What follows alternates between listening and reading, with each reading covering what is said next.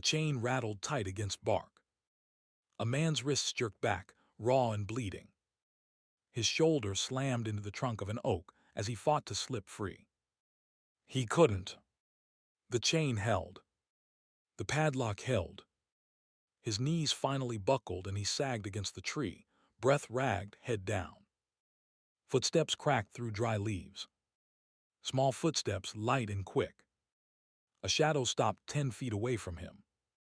A boy, maybe 7 years old. Red backpack hanging off his shoulders.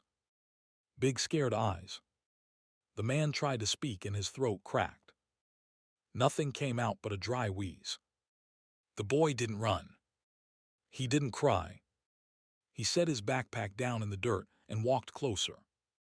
The veteran chained to that tree was named Frank Delaney. What that little boy did in the next 40 minutes left an entire small town speechless. Stay with me on this one. Frank Delaney was 71 years old. 30 pounds heavier than he wanted to be. One bad knee from a Marine deployment that ended in 1969. He lived alone in a cabin 2 miles outside a place called Granger's Crossing, somewhere in the foothills of East Tennessee. The kind of town where everybody knew everybody's truck. He had a daughter who lived in Florida and called him on his birthday. He had a dog that died last spring. He had a small pension and a smaller social circle and a vegetable garden he was too tired to weed. He didn't bother people. People didn't bother him. That was the deal. That was the way he liked it. But here's the thing about the kind of land Frank lived on. It backs up against a tract of forest that nobody's used in 20 years. Old loggers' road. Falling down barn. Some hunting blinds rotting on stilts. Quiet country. About 2 months back, Frank started noticing trucks on that loggers' road at odd hours. 3 a.m. 4 a.m. Headlights crawling through the trees. He'd lie in bed and watch the beams cross his ceiling and tell himself it wasn't his business. Then he started smelling it. Anybody who's lived near it knows what a meth cook smells like. Like cat urine and burning plastic and something chemical underneath. It carries on the wind. It came through Frank's open window one night and woke him up sour and angry. He didn't call the sheriff right away. He thought about it. But the sheriff's department in that county was small and slow, and Frank had been raised to handle his own problems.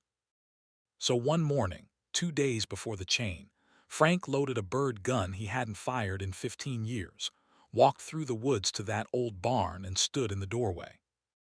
3 men inside. 20s and 30s. Tattoos. Empty eyes.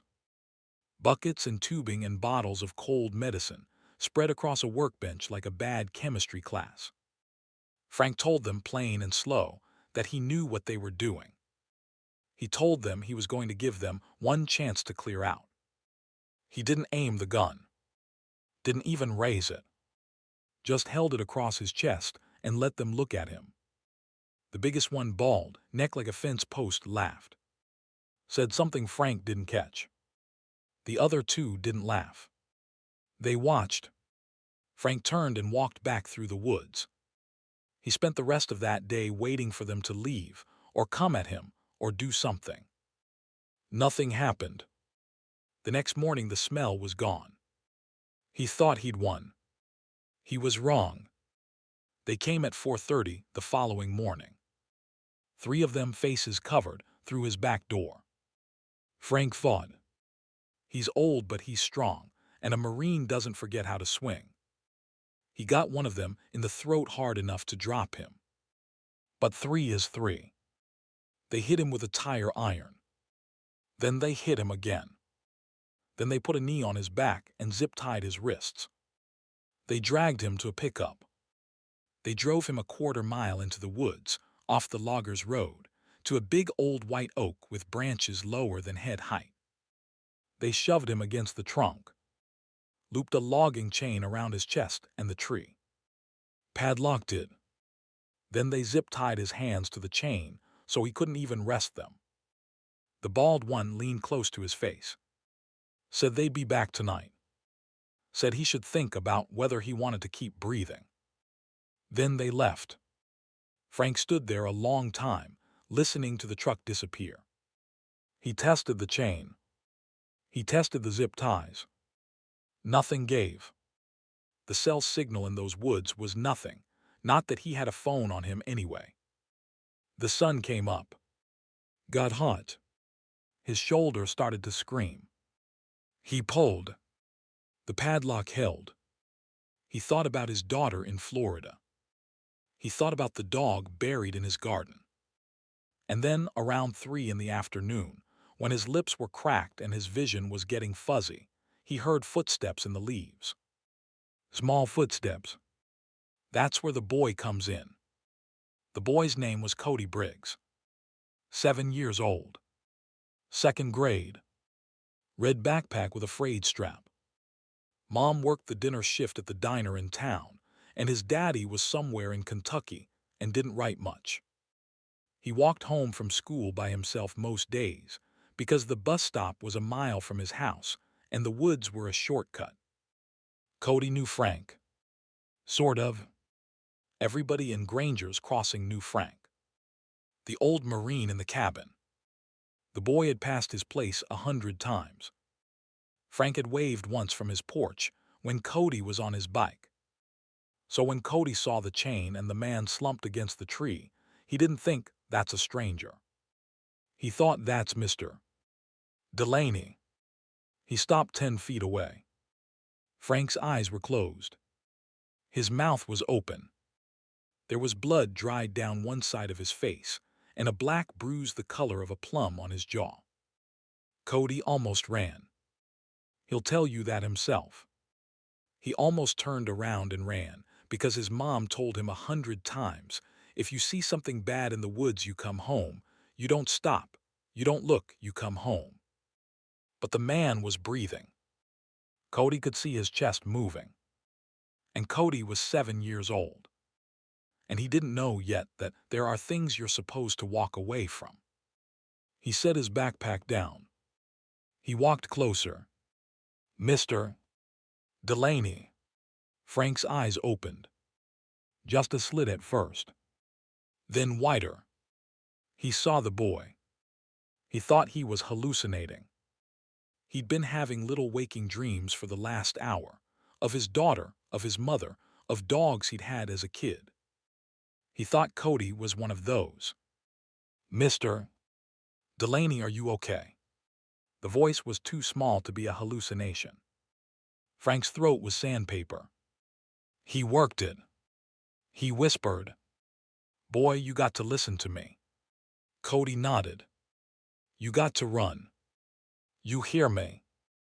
You run home and tell your mama to call the sheriff. You don't stay here. You go right now. But Cody didn't go right now. Cody walked closer. Looked at the chain across Frank's chest. Looked at the zip ties on his wrists. Looked at the padlock at the back of the tree, where the chain looped around itself. Did somebody tie you up here? Yeah. Are they coming back? Frank closed his eyes. He didn't want to lie to the kid. He didn't want to scare him either. But the question was an honest question, and Cody deserved an honest answer. Maybe. I don't know when. You got to go. Cody nodded slow. But he didn't move. You got water. That was the first thing the boy said that made Frank know this wasn't going to go the way he'd planned. Cody crouched by his backpack. Unzipped it. Pulled out a small thermos with cartoon dinosaurs on it. He came back to Frank and unscrewed the cap and held the cup up to Frank's mouth. Frank drank. He drank slow, because that's the only way you can drink when you're as far gone as he was. The water tasted like plastic and dinosaurs, and the best thing he'd ever had in his life. Thank you, he said. There's more in there, Cody pointed at his bag. And a granola bar. But it's smashed. Frank almost laughed. Then he didn't, because his ribs hurt too much. Cody, Listen to me, son. You got to run home now. You got to tell your mama. The men who did this, they're bad men. They're going to come back here, and they're going to be angry. You can't be here when they come. Cody chewed on his lip. Mama won't be home till 9. Frank stared at him. What? She works late. She's at the diner. Then somebody else. The Hendersons. Anybody. The Hendersons moved. Then anybody. Anybody at all. Just go. Cody looked back the way he'd come. Looked down the road that wasn't really a road, just a deer trail through the brush. Then he looked up at the sky. The sun was getting low. Mr. Delaney, the Patterson place is the closest house. That's like 20 minutes if I run. Then run. And then 20 minutes back with grown-ups. Or longer. Frank felt cold. 40 minutes is a long time, Cody said. He said it the way kids say things when they've done the math, and they don't like the answer. What if they come in 40 minutes? Frank didn't have an answer for that. Cody stood there a second. Then he went back to his backpack and crouched down and started digging through it. Boy, what are you doing? My grandpa gave me a knife. What? Cody came back with a small folding pocket knife. The handle was bone, yellowed with age, and there was a name carved into it that Cody couldn't read but Frank could. Someone named Briggs, probably the boy's grandfather, dead now most likely. He said it was for emergencies. Frank stared at the knife. He stared at the boy holding it. He felt something in his chest he hadn't felt in a long, long time. It wasn't hope exactly. Hope was too big a word. It was somebody is here. Cody, listen. The chain's locked. You can't cut a chain with a pocket knife. Not even close. I know, Cody said. I'm gonna cut the plastic things on your hands. Frank looked down at the zip ties biting into his wrists. That'll take a while. Okay, Cody said. And he opened the knife and got to work. Frank led him. The boy worked slow and careful. The knife was dull. The plastic was thick. Cody had to stop every minute or so to shake out his hand, and a couple of times he nicked Frank's skin and apologized in a tiny, serious voice. Frank watched him. This, he would say later, was the moment he stopped thinking about whether he was going to die in those woods. Because something else became more important than that. This boy could not be here when those men came back. Whatever happened, Cody had to be gone before that truck came up the road. Frank closed his eyes. Felt the small hands working at his wrists. Heard the boy's quiet breathing. The first zip tie snapped. His right hand, after 11 hours, came free. He flexed his fingers. They moved. Slow, but they moved. Cody, that's enough. You did good. Now go. Go run for help. I can wait now. I can stand. I'm okay. Cody looked at him. Are you sure, Mr. Delaney? I'm sure. Cody nodded. He folded the knife. He put it in his pocket. He picked up his backpack. I'll come back with the police. You don't come back. You stay where it's safe. You hear me? Cody didn't answer. He just turned and ran. His footsteps faded into the leaves. Frank let out a breath he'd been holding for an hour. The boy was gone. The boy was safe.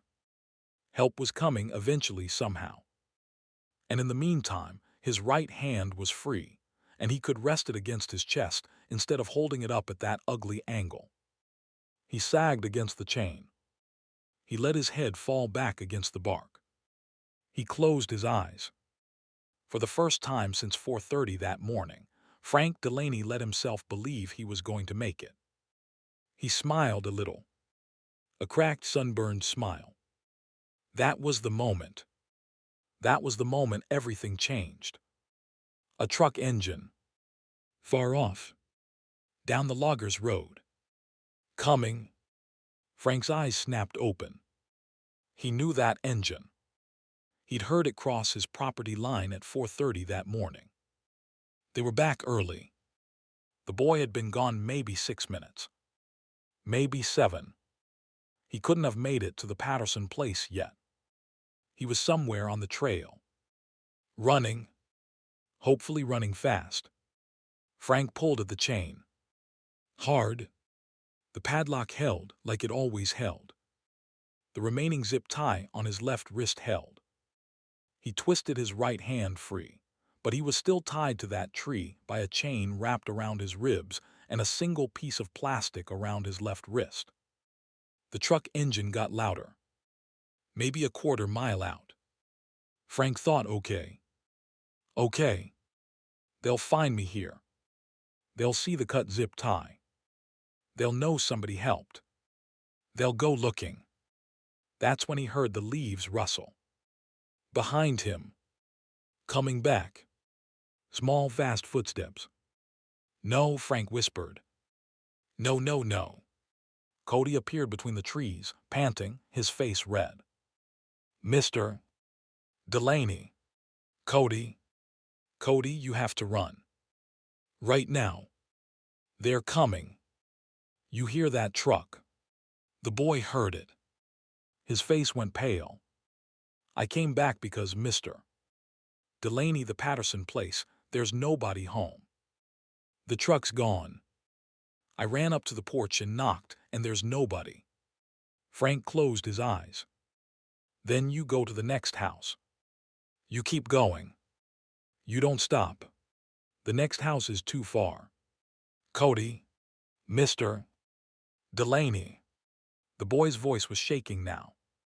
But he wasn't crying. Mr. Delaney, I'm not leaving you here. The truck engine had stopped getting louder.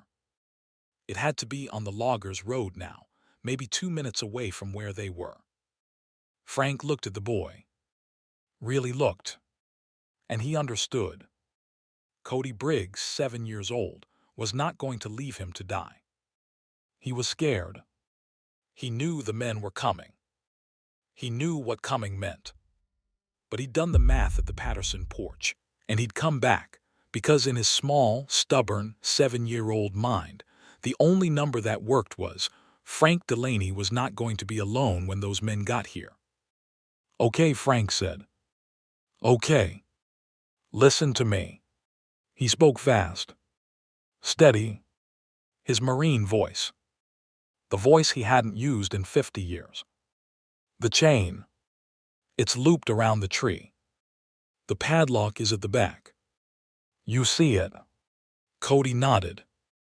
The chain is slack at the top. There's a broken branch right above my head. You see that stub? Cody craned his neck. Saw it. A jagged stump of branch, 3 feet up from where Frank stood. Yeah. If we lift the chain over that stub, the whole loop goes loose. I can step out of it.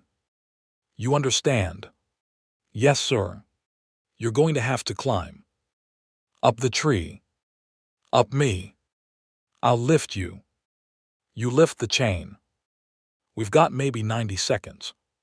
The truck engine cut off. Doors slammed in the distance. Voices. 2 of them.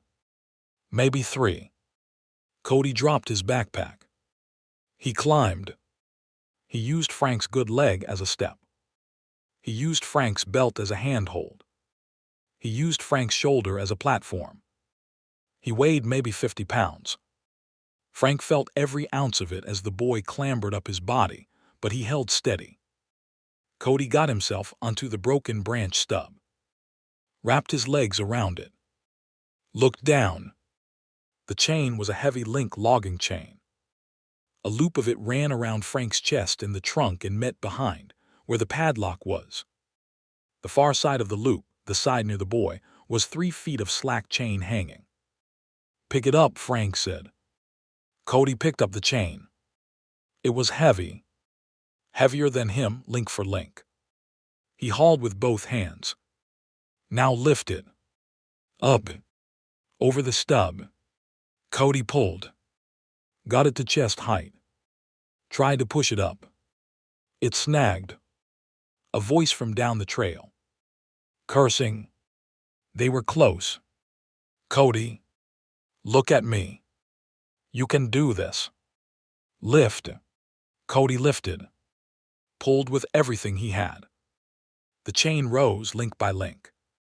The loop bunched around the stub. Stug. It won't go over, Cody whispered. Pull it sideways. Past the knot in the stub. Cody adjusted. Wedged the chain. Pulled hard sideways. It slipped over the stub. The loop fell loose. Frank stepped out of the chain like a man stepping out of a ring. 6 feet of chain swung free and clattered against the bark. He caught Cody as the boy slid down off the branch into his arms. The voices were 50 yards away. Run, Frank said. They ran. Frank's leg screamed. He limped hard, almost dragging it. Cody held his hand. They didn't go down the trail. They cut sideways into the thickest brush they could find, away from the men, away from the truck, toward the creek bed Frank knew was 100 yards through the woods. Behind them, somebody shouted. A voice raised in confusion, then anger. Where the hell? Frank pulled Cody down behind a stand of mountain laurel. They crouched there, both of them gasping. The men had reached the tree. They were yelling now. Cursing. The bald one's voice loudest of all. He was right here. He was right here. Somebody let him out. A second voice. Footprints. Small footprints. A kid. A goddamn kid. Frank looked at Cody. Cody's eyes were huge. He understood. They knew about him now. That changed everything. Now they weren't just looking for Frank. They were looking for both of them. And these men were no longer angry men in their own backyard. They were panicked men with a witness to bury. Hey, before we go on, if you've made it this far and you're rooting for this little boy, do me one favor. Hit that subscribe button. Keep stories like this coming. Stay with me. Because the next 10 minutes were the longest 10 minutes of Frank Delaney's life. The men split up. Frank could hear it in their voices. 2 going one way, 1 going the other. The bald one stayed by the tree, barking orders. Cody pressed against Frank's side. Frank put his hand over the boy's mouth, gentle. Not because he didn't trust him. Because the boy was breathing too hard, and the breath could carry. Slow, Frank whispered against his ear. In through your nose. Slow. Cody slowed. The crash of brush told Frank one of the men was working a line about 30 yards to the south. Cutting toward the creek too. He'd find their trail in a minute. The boy's footprints were small, but the dirt was soft. Frank made a decision. Cody, we go now. Quiet. To the creek bed. Stay low. They moved. Frank's bad leg was a screaming hinge of pain. He used everything, bushes, tree trunks, the boy's small shoulder to keep moving. They covered 50 feet. Then 100. The ground sloped down. He could hear water. The creek was small. Maybe 4 feet wide. Cut through a clay bank that rose 3 feet above the water on the far side. Frank had walked this creek a dozen times. He knew there was an undercut on the far bank, a place where the water had eaten into the clay and left a low overhang. A child could fit there easy. A grown man could fit, just barely if he lay flat. They slid down the bank. The water was ankle deep and cold. Frank stepped into it without flinching. He waded across, pulling Cody behind him by the wrist. The boy's shoes filled with water. They reached the undercut. Frank guided Cody in first. Then he wedged himself in beside the boy, on his back, his face 6 inches from the clay roof above him. He pulled a tangle of dead grass and vines down over the opening. Not perfect cover, but enough. Then he stopped moving. Cody was shaking against him. Frank took the boy's hand. Squeezed. The footsteps came. A man walking heavy, working the bank above them. Frank could see slivers of sky through the grass curtain. He could see the man's boot tips when he stopped at the edge. The boot stopped right above Frank's head. Frank held his breath. He felt Cody hold his too. The man was looking at the water, looking up the creek, looking down, saying something into a phone or a radio. Frank couldn't catch the words. A long second. Then another. Then the boots moved. Down the creek. Away. Frank let his breath out, slow as he could. Cody was staring at him, with the biggest eyes Frank had ever seen on a human being. Frank winked at the boy. A small smile broke on Cody's face. Held a second. Faded. Because the boots came back. This time they stopped 4 feet upstream. The man was crouched down.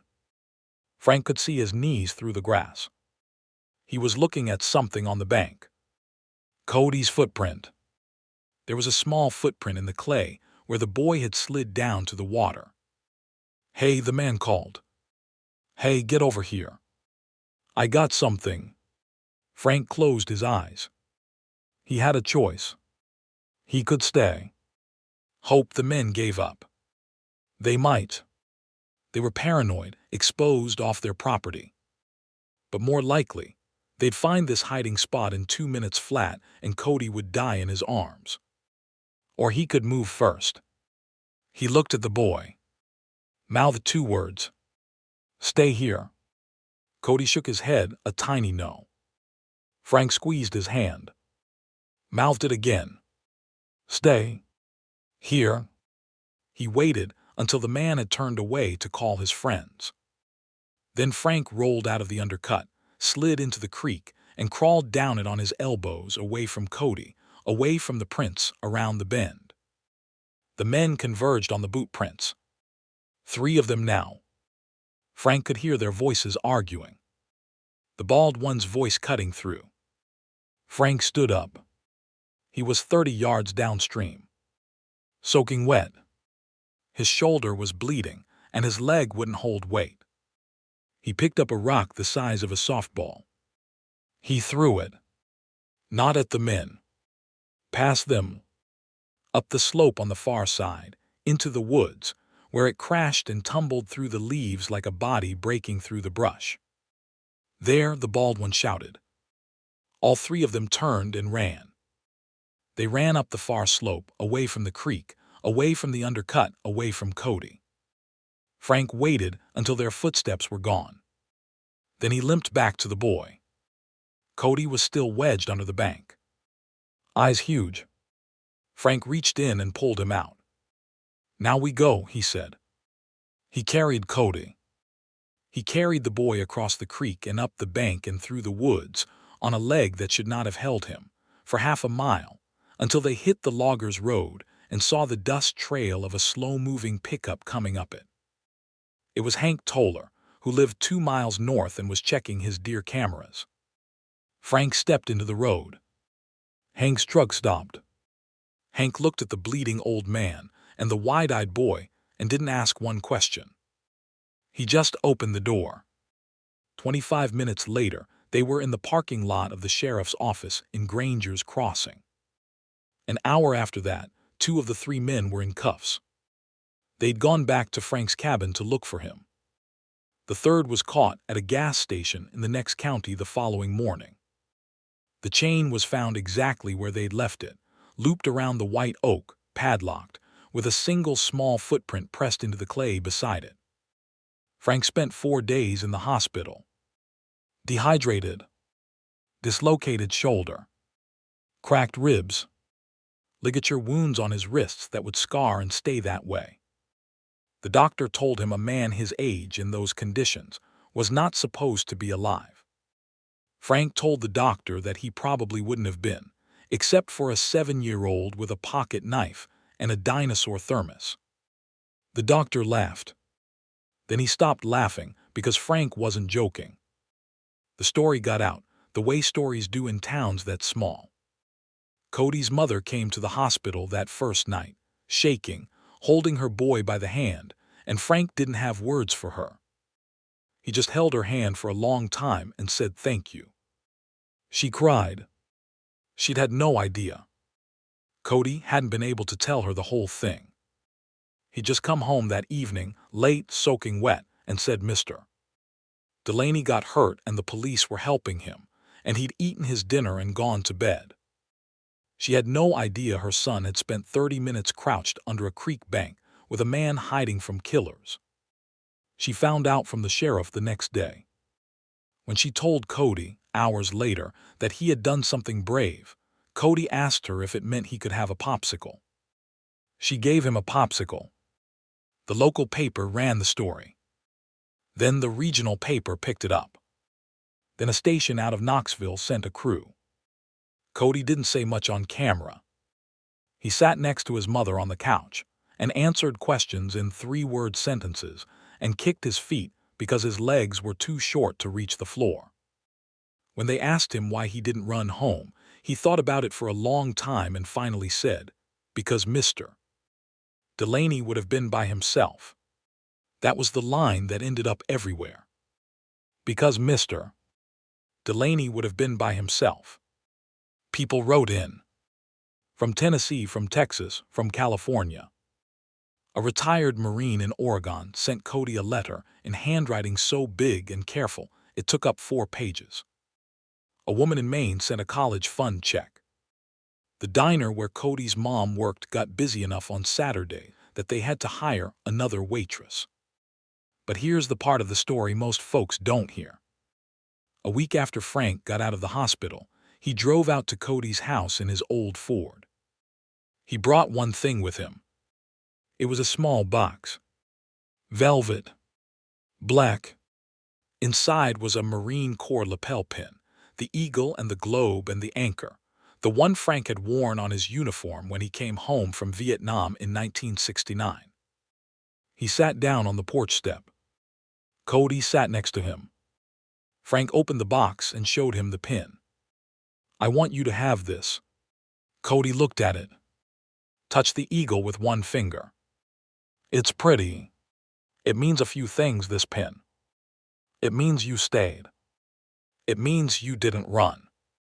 It means when somebody else needed you, you were there." Cody looked up at him. "I'm not in the Marines, though, Mr. Delaney." Frank thought about that.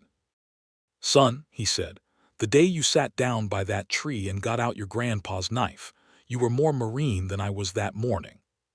Cody didn't fully understand. He was 7. But he took the pin and he held it carefully and he put it in the front pocket of his shirt and he wore it to school the next Monday, and the Monday after that, and the Monday after that. Frank goes by the boy's house most Sundays now. With his daughter when she visits. With a casserole when she doesn't. He helps Cody's mom with the rough chores. He fixed the porch step. He put a new chain on the boy's bike. He doesn't talk about that day much. Cody doesn't either. But every now and then Frank walks past the white oak. The chain is gone. The sheriff took it as evidence and never gave it back. The bark has the marks where it bit into the trunk. They'll be there forever, probably. Trees remember things like that. Frank stands by the tree sometimes.